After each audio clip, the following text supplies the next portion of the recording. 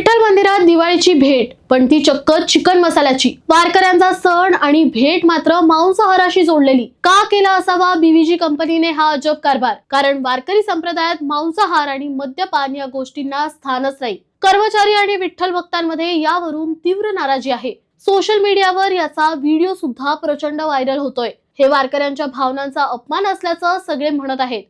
ही BVG company Vitthal मंदिरात सुरक्षा रक्षक आणि इतर कर्मचारी पुरवते। एक गोष्ट इथे महत्त्वाची जी तुम्हाला सांगावीशी वाटते ती म्हणजे मंदिराचे नियम पाळले जात नाही म्हणून यापूर्वी त्यांचं कॉन्ट्रॅक्ट रद्द करण्यात आलेलं, पण नंतर पुन्हा त्यांना हे कॉन्ट्रॅक्ट देण्यात आलं। आता ही भानगड नक्की काय आहे त्याबद्दल सविस्तर माहिती सध्या देता येणार नाही, पण पंढरपूरच्या विठ्ठल मंदिरात काम करणाऱ्या कर्मचाऱ्यांना दिवाळी निमित्त चिकन मसाल्याचं गिफ्ट देणं तुम्हाला योग्य वाटतं का? कमेंट मध्ये तुमचं मत नक्की कळवा आणि अशाच अपडेटसाठी सबस्क्राइब करा जबरी खबरी।